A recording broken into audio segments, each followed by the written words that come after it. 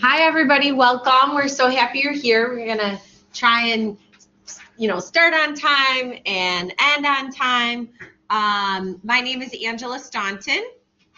I'm Danielle Flores. We'll introduce ourselves momentarily, but first we wanted to just introduce the topic. So it's Beyond Accommodations, Cultivating Success for Neuro-divergent Minds in Hispanic-Serving Spaces. Thank you all for being here. Let's do introductions first. Okay, and then sure. We'll go backwards. Yeah, go ahead. Okay, so my name is Angela Staunton. I'm education faculty. I've been here, I think this is my 14th year. I've been teaching 26 years in all. I have a variety of experiences at the actually preschool through 12th grade level, and then obviously high school as well. And we have a special bond because we were both special ed teachers in our former life. And Danielle, go ahead. Yeah, so you may have seen my my name signed at the bottom of emails, probably more than anything else. I work in the CAS office, so that's the Center for Access and Accommodative Services here on campus. There I am the coordinator, so I handle accommodations, and I'm also an academic coach here on campus, so I help students with executive function skills. Before this, I was a special ed teacher in a K-12 setting. I also received an ESL endorsement, so I have a little bit of both worlds there. And I've always done executive function coaching through a private company prior to this as well. I also am a mother of two, so I want to, preface with some of this stuff comes from personal experience as well. I have two children. They're both multi-ethnic. My husband is from Mexico, so they do identify as Hispanic, and one of my sons also my son actually identifies as neurodivergent as well. That said, we can start with some of the learning goals. But before we get to that, if you wouldn't mind if we could go around and do some introductions, because again, I'm in my office, I see names on emails, I don't always see faces, so it's nice to see faces. So if you wouldn't mind. Yeah, I'm James Hom. I've been here since 2013. I teach sociology and behavioral sciences. Nice. Thank you, Jim, for being here. Debbie? I'm Debbie. I'm an ESL instructor, so I work on the adult ed program. Specifically, well, we have several, students who are from Ukraine, but those populations are becoming less and less. We're seeing more students now from Mexico and South America, Central America. Okay. So this is very relevant. Great. Maureen? I'm Maureen McCarty. I teach in adult ed. I teach GED math. Awesome. Okay, Michael? Michael Thunberg, Associate Dean, Arts and Sciences. Alec Lysick, I teach architecture and construction. Okay. And Nancy, I'm the radiology chair. And Dominique Dial, I'm the director of CAS. Yep. I need better glasses. I didn't realize that's who it was back there. Hi, Dominique. All right. Okay, so now we'll just jump into the learning goals so you kind of have an idea of where we want to go with this presentation. We want you to be able to identify some of the barriers that our students might be facing, whether they do identify as neurodivergent, maybe they have a disability, or maybe from a cultural perspective. We'll also be discussing some of the impacts of those identities on their learning in the classroom. So some inclusive learning, teaching practices to promote some active learning. And then finally, we'll wrap it up with some practical strategies so you can walk away with something that you might be able to try on your own in the classroom. Mm-hmm. All right, so here's kind of our main agenda. We already introduced ourselves, but we're going to define identities and identify some barriers that Latinx students face and even neurodivergent students face here, just in general, but then also on campus. We'll kind of look at more specifically, what Triton kind of the, I guess, demographics of Triton, but then also I looked at some research in terms of what are students who are Latinx, like what kind of skills do they need? And so that kind of includes that inclusive feel to a classroom and then also those teaching practices. All right, so we're going to start with looking at what neurodivergent means. That is kind of an up-and-coming term that has become very popular lately. So I want to make sure everybody's on the same page. So basically, neurodivergent, you break the word down. You have neuro and divergent. So if you have something that is considered like an atypical neurological configuration, so your brain isn't quote-unquote typical. So oftentimes, students or individuals who identify as neurodivergent might also be considered disabled, and they might have a disability like an intellectual disability. Most often, it's linked to autism or ADHD, or a lot of students might have autism and ADHD, and it's called ADHD. So the key here, though, is that neurodivergent does not always mean that someone is disabled. So we have on campus a lot of students who might identify as neurodivergent, but might not necessarily have a quote-unquote label, may not have been diagnosed. But we also have a lot of students who identify as disabled, but don't fall under that umbrella of neurodivergent.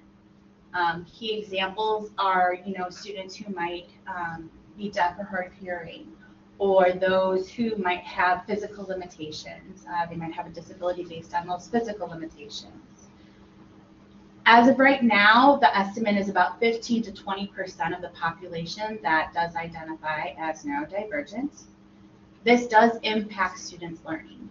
So in the classroom, you might see these students struggling with executive function skills. So maybe, they're the student who is always asking for an extension on a paper because they don't quite know how to plan that paper out themselves.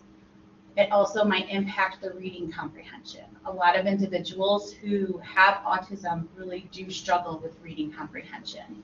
It might not seem that way because they can read fluently. They can, we call it word reading. They can read the words on the page, but they're not necessarily understanding what they're reading.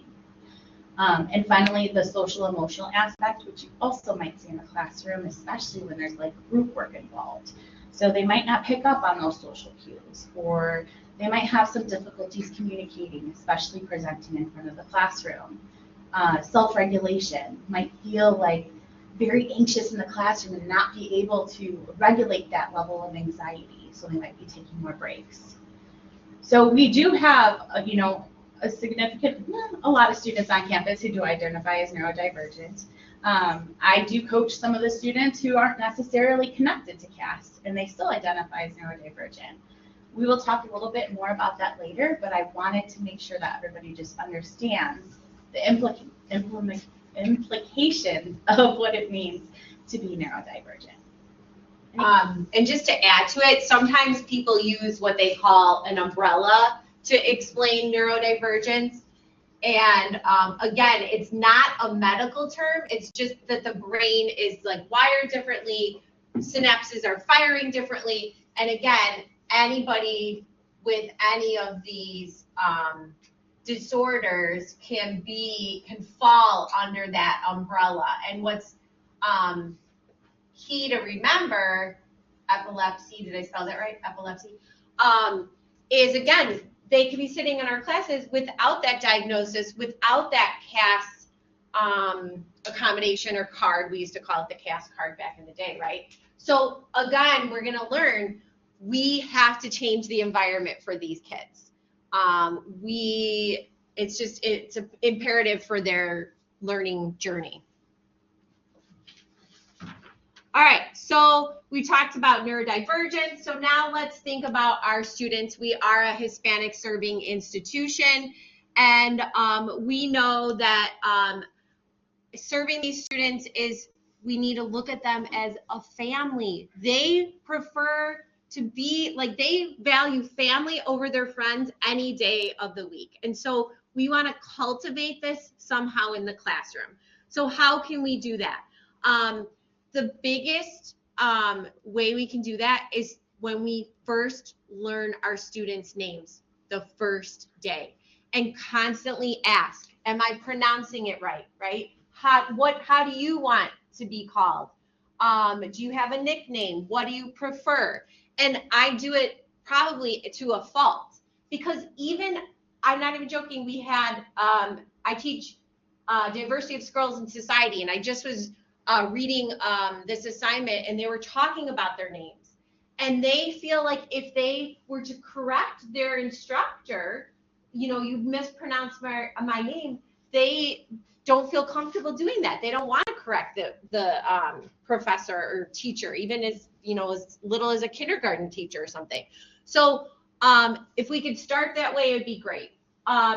This particular individual, Alejandro Jimenez, has a very profound story about him coming over from Mexico when he was little, and the profound effect of teachers either shortening his name or mispronouncing his name. And I think it's relevant for us to just understand it and listen to this little snippet.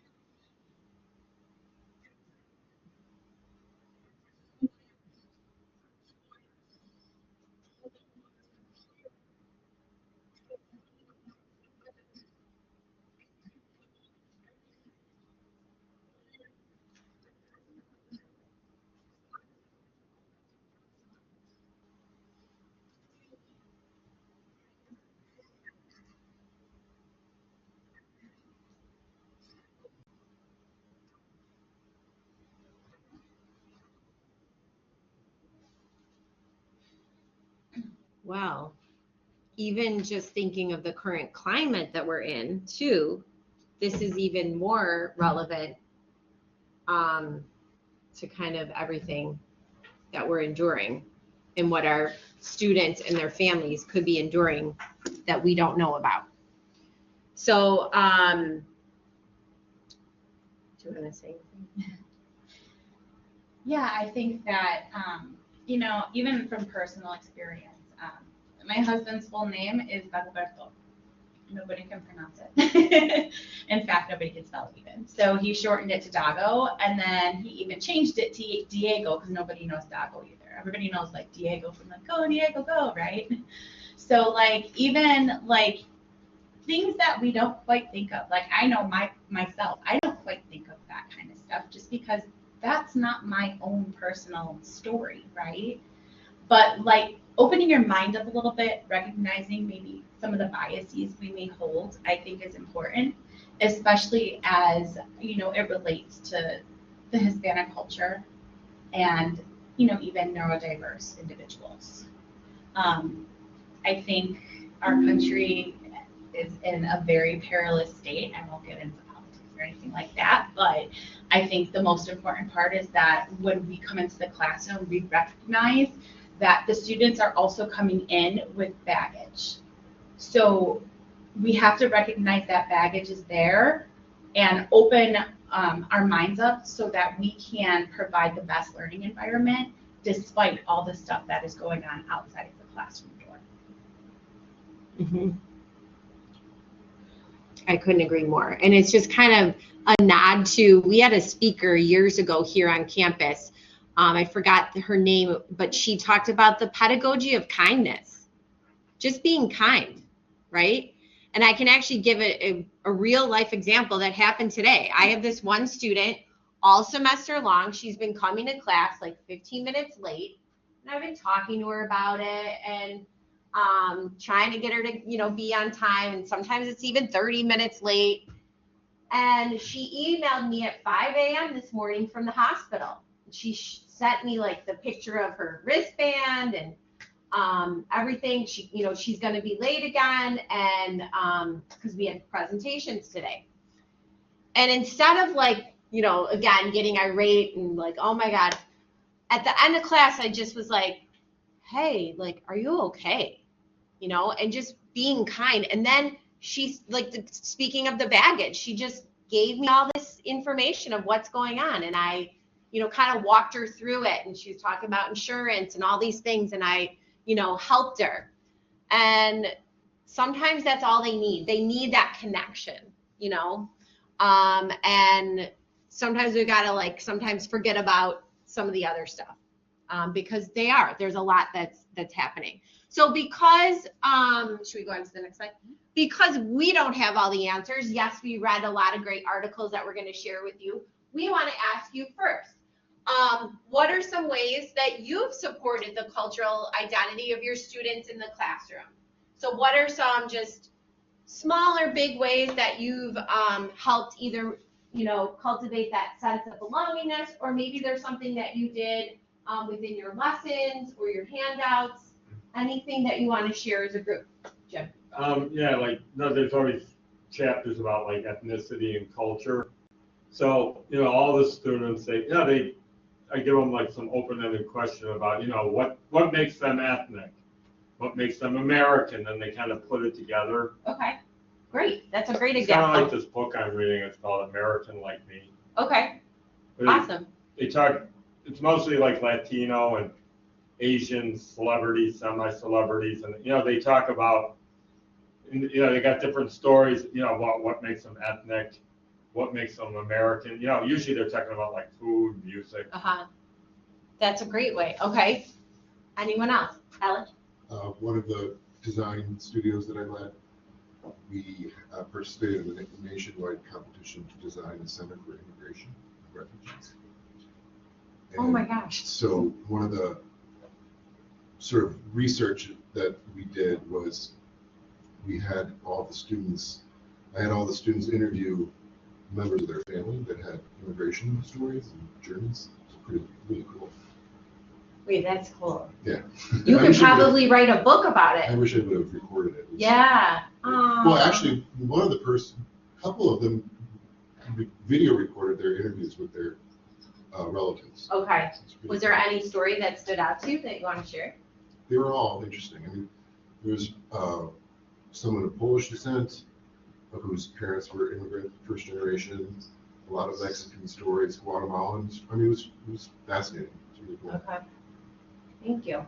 Yeah, I did that. Well, I mean, I didn't have a research, but I asked them like who came over, why they came over. Okay. That's great. Maureen. This is generic. Yeah. I always start class with 3 jokes, and I provide food.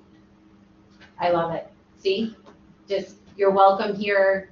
Food is like the best medicine, right, for any student. I always have like snacks, like when we play like, you know, a review game or something. They're like, oh my gosh, they can't believe that they're getting candy because their team won or whatever. So I like that. Okay, anyone else? I don't really structure my learning environment. You know, I let them kind of gather where they feel comfortable with. We do a lot of mini group. You know, I deal with basic level, so these folks have very limited English. Mm-hmm. So in the very beginning, I kind of just let them congregate in the groups that they feel comfortable, Yeah.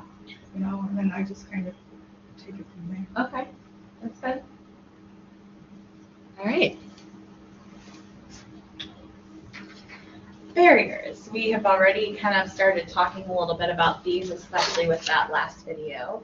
But I read a book by Cockle and Coghill where they did some interviews. I've also read some studies that have been done. And so some students report these as kind of some of the barriers they might be facing. Also, we hear a lot of them sometimes in the CAS office. The whole point behind an accommodation is to address the barrier, right? But these are just some of the things that jump to mind. A lot of students say that sometimes they might not have the best experience with certain faculty or certain staff members. That might be a barrier. They might then be less likely to seek out assistance if they don't feel that comfort level or that level of rapport with an adult. Connections to accommodations. So yes, we do our very best in our office to reach out and try and get as many students as we can who need to use our accommodations. We don't hit everybody. And there's some students who say, you know what, I don't want to use my accommodations, and that's fine too, right? However, that is a barrier that does arise. There's also an issue though, especially as it relates to intrinsic factors. Especially coming from a cultural standpoint, certain cultures might say, it's not okay to ask for help. It's not okay to have a diagnosis of autism. It's not okay for that. So they might be battling with some of those barriers within themselves, you know, thinking that it's not okay for me to, you know, get assistance when I need it. For a lot of the students coming in from high schools, we have a lot of misconceptions of they might think that because they had accommodations in high school, they automatically just come over here to college, and that's unfortunately not the case. They do have to disclose through our office. So sometimes the timing of when they do this could be a problem. We oftentimes see an uptick in students coming in around midterms because they're like, oh, you know what, now I'm not doing so well in my classes. I need my accommodations. So that whole timing element kind of comes into play because when they finally do come see us, we can't apply those accommodations to things they've already done. They're not retroactive. The stigma of having a learning disability. Oftentimes students who identify as neurodiverse, especially from just different cultures, might link, you know, some of the support they received, especially in high school, with a certain stigma, a negative stigma. So they might not want to come see us, and that's okay as well. They want to feel these social connections in a sense of belonging. So if I come to a class and I have an accommodation, I kind of have to out myself by going to the faculty to ask for my testing accommodation. We try to encourage students to do that a different way so that they don't have to quote unquote out themselves, right? But by identifying with the disability, by identifying as neurodivergent, sometimes it kind of, you know, severs that sense of belonging in the classroom. Like, I'm just not like everybody else in here. And then Obviously, there are so many societal barriers that individuals are facing now. Some can't even get diagnoses because the waiting list to see a neurologist is months or years long. Some, can't because of money. I can't see a doctor. I don't have insurance. How am I going to get a diagnosis? So there are just a slew of barriers that unfortunately these students are facing. Yeah, the cost is huge. And like, I always make sure in my face-to-face that first week say, hey, if you have accommodations, please let me know, I want to help you. And then sometimes I'm like, because a lot of my students are first year, I'm like, I will show you how to get your accommodations. And I remember walking down the student to the CAS office, or even teaching her how to call her high school special ed department to send the IEP over through the email or something. And they just need that extra hand-holding to help them. And then for online classes, a big thing I do in my welcome letter is like at the bottom, and I'm like, I'm human.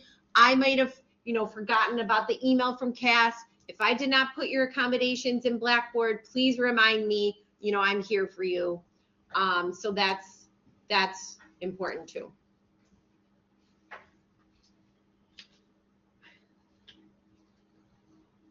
Okay, so this is not all students are going to come see me. Not all students are going to come to our office if they identify as neurodivergent.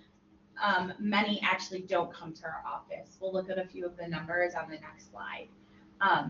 But again, some of those barriers that these students are facing, especially within the community, especially with the stigmas, create so many difficult, barriers that students might need to overcome. Oh yeah, I was actually going to say, literally this morning, God, our students are struggling. I got another email from a student who said, my cousin, killed himself. And she said, do you have any resources for me? I am like at a loss. And she's in my human growth and development class. And I'm just like, oh my gosh, these students are struggling. So I will definitely refer her to our, counselors here, and then provide anything that I can find. But it's a lot for them. And then we have the whole nother level of what is going on in the state of the country as well. So there's a lot of anti-DEI legislation. Triton, as we all know, has lost the TRIO program, so that's no longer here. There's a lot of anti-immigration legislation, a lot of things going on in communities, and there's individuals who might be experiencing experiencing trauma, losing family members, losing friends, that kind of stuff that they're seeing. I live in the suburbs. I live in Addison. It's not like a crazy town or anything like that. And just the other day, there was like an individual holding, an automatic gun in front of another car with a face mask on. And I've got my kids in the back seat, and I'm like trying to, hey, what's that? Like distract them, because I don't want my own kids to see that kind of stuff. So, a lot of this is just coming down, and the students are experiencing it in all different areas of their lives. Unfortunately, funding is also getting pulled.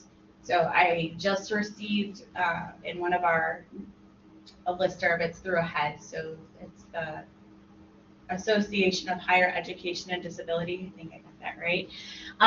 They put out an article on the implications behind all the Department of Ed closings and the OCR closings. And usually we see it as it's K-12, but it's actually coming up the pike and hitting higher ed as well. So unfortunately, we're seeing some of that as well. Yeah, I think a lot of the special ed programs were cut through the the Department of Education as well. So. So it's more important than ever that we kind of gather together and try to support our students the best way that we can. Here at Triton, we are considered an HSI as long as that umbrella will last, right? Hispanic Serving Institution. So I pulled from the President's Snapshot just our race and ethnicity breakdown for the fall of 2024. I think that was the last one that was posted. 46% identified as Hispanic Latino. Now what I did from that is I pulled our CAS numbers as of October, and at this time, only 2% of students at Trenton College are connected to CAS. It should be much higher. Considering the number of people who identify with a disability, it should be much higher. So that just tells us that not all students are using accommodations. That tells us that not all students have disclosed through our office that they might benefit from using accommodations. And then I also broke down the breakdown of what the students through our office do, who identifies as neurodivergent. So like ADHD, autism, SLD, that's your like reading disabilities, math disabilities, okay? So we have students, you probably have some of them in your classroom. A great deal of them, yes, they have tried to get support that they need. A great deal of them have not. So it's most important now than ever to try and create a learning environment that can address some of the barriers that students are facing, whether we see those barriers or not. Mm-hmm.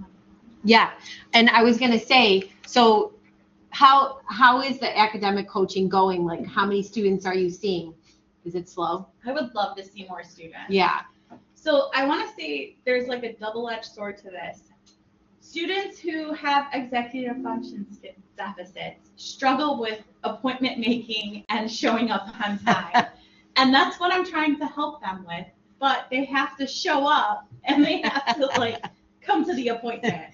Yeah. So I've tried my very best, my very hardest. Every time I get a referral from a faculty member, I reach out to the student individually to try to get them in.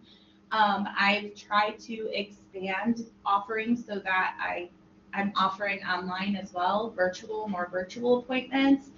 I am in the B building. I was going to the T building. It was pretty quiet over there. In fact, I didn't even see people in the hallway as much. So I'm trying to rezone my time and stuff, but I am reaching out as much as I possibly can, and I'm not hearing much. So for a student to book up with you, do they have to be part of class? No. So for academic coaching, as long as they're a Triton student, I will help them. I will meet with them. And so at some point I can ask you questions. Sure. Yeah.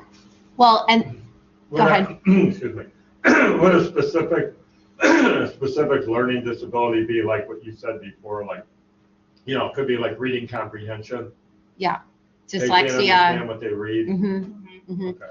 The other thing, I'm almost positive it's new this semester. When you go in for that early alert and you're like saying student isn't showing up to class or whatever, you can then, when you put in that request, right, you can say CAS request. Is that how you're getting coaching? You can do CAS requests, but then you can also do a coaching request. Oh, coaching request. Okay. Yeah. So do you guys know how to do that in the portal? We could show you at the end. It's a good like practice to get in the habit of, especially at the start of the semester when you're trying to combat some of those, habits early on.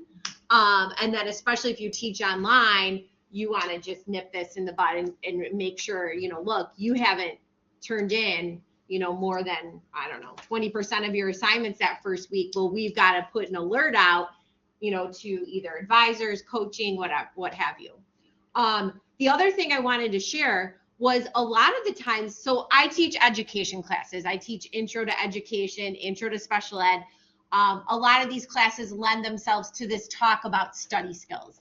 And what I've been doing for the last couple semesters now is creating these like workbooks for my classes. And for one of them, I talk about basically in order to help your future students succeed, you must understand your own skills. And usually when we go through kind of a learning style activity and study skills things, that's when it comes up and they're like, oh, I used to have an IEP. Oh, maybe I should get those accommodations again. So any kind of little, study skills, executive functioning tips that you can kind of share in the class are great for everyone. And it just creates more of this inclusive setting. Yeah. Okay, good. Yeah. When you're seeing people come for accommodations, are they mostly coming from classes on campus? Because like these numbers, right, 2% of Triton college students, and I know every student at Triton has access to it, but we have students that don't ever even come to campus, right, that are just online, or they're on an auxiliary campus or something, right? So like are most of the people that are they coming from on-campus classrooms that are being referred? Are those the people that are asking for them? Is there like a difference between the on-campus versus somebody that's taking all online? We get both. Courses? So I actually just did an intake the other day with a student who's in all online classes. I think it's just a matter of sometimes students don't realize the services are there. And then they find out later in the game. We also are very diligent about reaching out to our high schools and going and meeting with students who are graduating high schools and have IEPs and 504s, so that it kind of helps facilitate the process a little for them. But again, it's like a lot of like the adult students who may have been removed from high school for a while and then come back. Those are the students that we're probably like really missing out on. But I want to say, I just did some like number crunching, and I want to say when I went to the high schools, about 50% of students who I met with ended up activating accommodations, and about a third of them ended up actually using their accommodations. So even if we're like reaching out to them, not all of the students are activating or using them, just because the accommodations here at higher ed look very different than what they might look like in high school. But yeah. And then do you guys know, like, when you get that email from the accommodated services office, do you know how to either, like if you're giving tests online through Blackboard, do you know how to add that through the roster? Because that's something we could show you too. But if you're giving paper pencil tests, then you can just extend the time that way. Because a lot of what's like the most common accommodation? Is it extended time? Yeah, that's what I thought. That's the one. Yep. Okay. So again, I love this quote. It's when a flower doesn't bloom, you fix the environment in which it grows. You don't fix the flower. So we can use that when we're thinking about our students, with all needs and all cultures, and we want to fix that environment. And I'll show some of these things later. So some of the ways we can do that, we talked a little bit about academic coaching. Also through the CAS office, available to every single student here on campus, is text-to-speech and speech-to-text services. We are currently using Kurzweil and Otter for those. So Kurzweil is a text-to-speech, so it will read a text out loud to a student. You just click where you want it to read and hit play. Actually, faculty could use it too, if any of you prefer to listen to books. The other technology would be Otter, which is a speech to text. So what that does is that will record a lecture or meeting, and it will transcribe what is being said, so kind of type it up. So again, available to all students. Research has shown that students with disabilities truly appreciate these services, and I've met with a great deal of students who are also in like ESL courses who actually like using things like Kurzweil, because you can also listen to the book while you're reading it, so it kind of helps to build up some of their English skills. And I'm almost positive, I think Google Chrome now just implemented a thing, like there's like this sidebar. If you click whatever you're looking at, it will automatically read it out loud. Did you see that new feature? Or has that been there for a while? I don't know about Chrome. I wasn't sure about Chrome. I know all of our Microsoft products have it. Okay. So like when I went through the PowerPoint, I listened to it to make sure like all of the reading went in the correct order. So a lot of our technology now is starting to evolve so that students have access to like text to speech and speech to text through their platforms. I know Word you can also dictate. So That's cool. Alec? I have a student who doesn't have a lot of English at all. It's Mexican. So does Otter do translation? That I'm not 100% sure on. I know it will transcribe it and then you can translate it. Like through, He's like literally writing answers in Spanish. Okay, yeah. So I have to translate them. That's a tricky language, yeah. I know that there are students who may like record something and then they'll kind of copy and paste the text and then they'll do like a Google Translate and then it'll translate it to Spanish and then they'll either read it in Spanish or they can hit play and listen to it in Spanish. Mhm. So there are workarounds, yes. I was just thinking, I'm actually surprised like Blackboard doesn't have some kind of button. Do we know that would translate? Like, wouldn't it be cool? Like if I said to my students, do you want the test in English or Spanish? Right? And then it could just, ding, That'd be pretty cool. right? Because I even read a study in preparation for today that they took a test and just changed the language a little bit to make it, I don't know, more accessible for all. And students were doing better on the test just by changing some of that language. And I've had students during a test say, can you explain that to me? You know? Some of the content vocabulary that we have, Yes. we assume others have. I know And I they do it all don't. the time, and they don't necessarily have that content levels vocabulary. Yes, especially if they're bilingual. Our software is both English and Spanish. Okay, what's the software? Right now, it's Essential Ed. Okay. All right. And it's a special one for your department? It's being purchased by the department. Okay. Interesting. All right. Yeah. So in order to answer Alex's question, you can change the language settings and then into French, Spanish, or English, Oh. or UK English, and it will save it. Oh, that's wonderful. Okay. All right.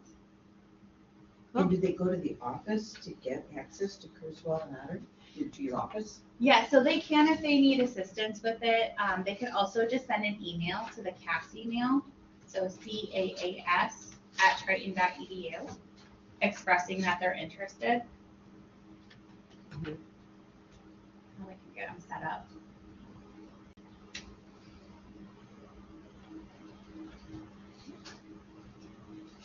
We also just included a couple other things on campus that, you know, Triton has done to make it more inclusive. So we did have Hispanic Heritage History Month just this past month.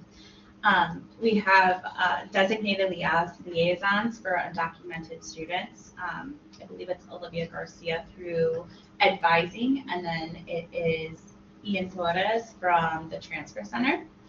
And then our my apologies for the typo, the Latin American Student Association organization, LASO, they actually did a lot of work for the corn roast the other day. Oh.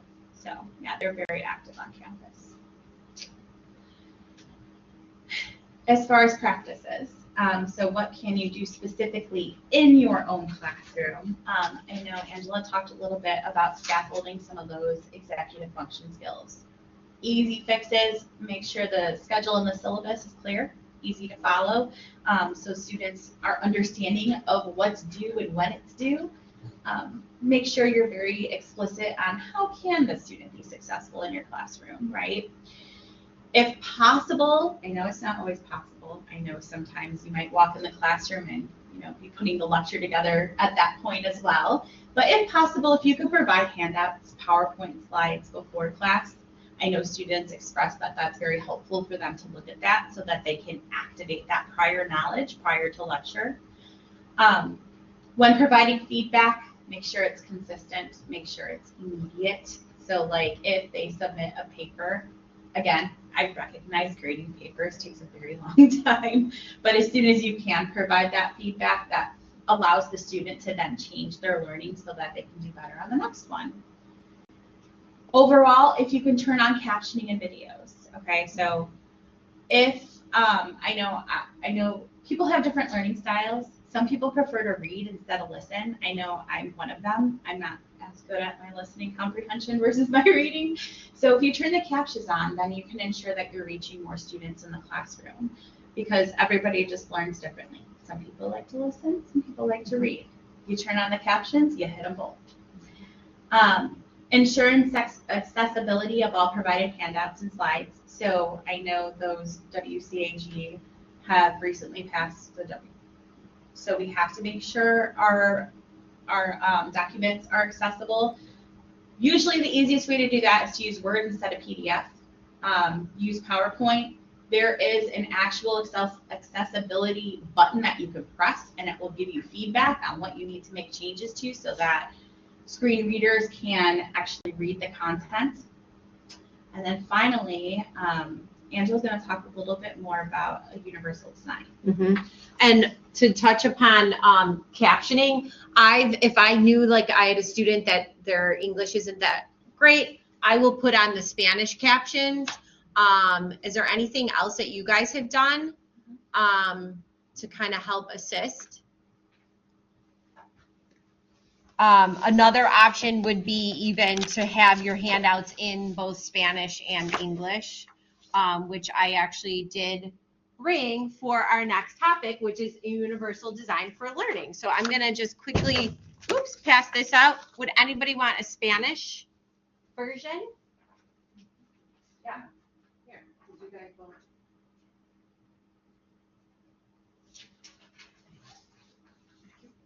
Can I see both? Yeah, English of and- course.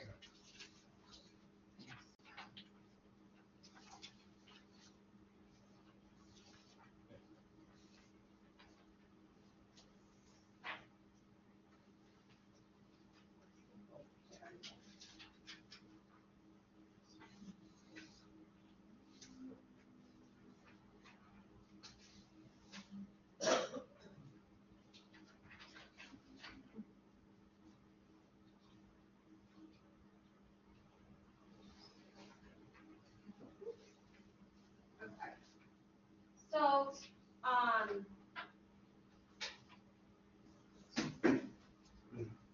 it says UDL is very powerful in Hispanic serving institutions, and it addresses all of the needs of all students, really. It's a framework. What UDL is this framework for creating flexible learning environments. And so we're able to accommodate our learner differences by how we present info, how students engage with it, and how they demonstrate their knowledge. And why do we do it? It reduces barriers, those barriers we talked about before. It promotes inclusion, it enhances learning, and it develops expert learners. So if I came up here and just read this word for word, didn't tell any stories, didn't give any examples, didn't give any handouts, you guys would be bored to death. Didn't ask you guys what you're doing, right? You'd be like, I'm out of here, I'm bored. So, I mean, these types of practices are what work for especially our neurodivergent students, right? So, in terms of multiple means of representation, here are some great things. Having, just like I did, having materials in both English and Spanish.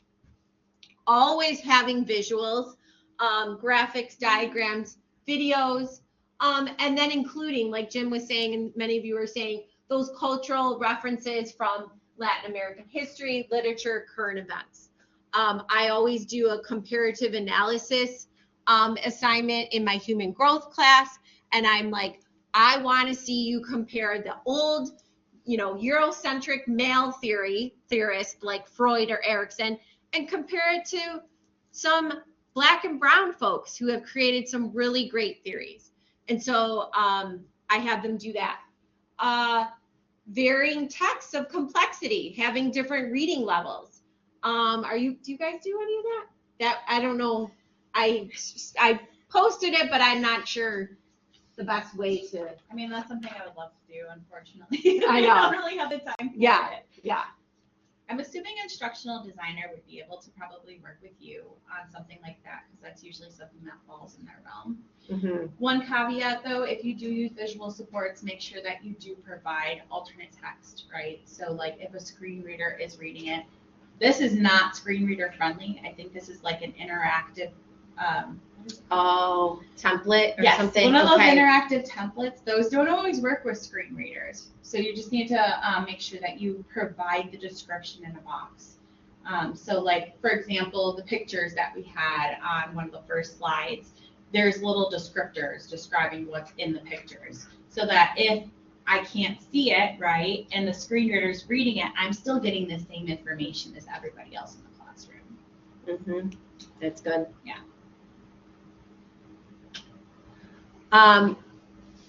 First one, allowing them like Alec is doing to respond in Spanish, their native language.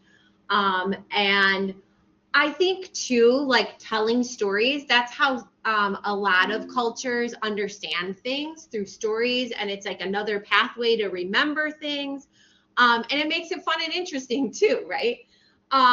Collaborative projects are always great, whether it's online or in person.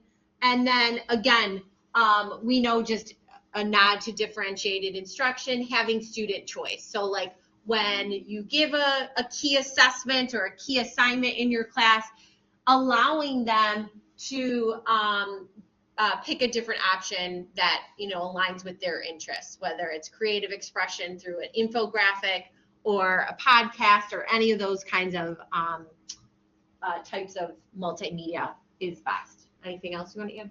No, that sounds good. I think that would address for like the language issues, but also for like neurodivergent individuals, just having those various options, if possible, so that they can, you know, show you their knowledge in the best way that they know how to do so. Yeah, and like even just offering when they do take an assessment, they could actually, you could like talk out the test together. You could have that option of saying, you know what, it seems like you're stronger, you know, explaining your answers. Would you like to, you know, orally give your answers? That could be an option. And then obviously just good teaching is offering those formative assessments, you know, daily check-ins, and not waiting for the big test at the end. So for example, like I always have, this is for my human growth class, I always have like their kind of entrance slip is a quiz based on, you know, that day's lecture, and we go through the quiz. And then I have note-taking sheets in here again that helps them. And then I always have some kind of activity related to the chapter unit.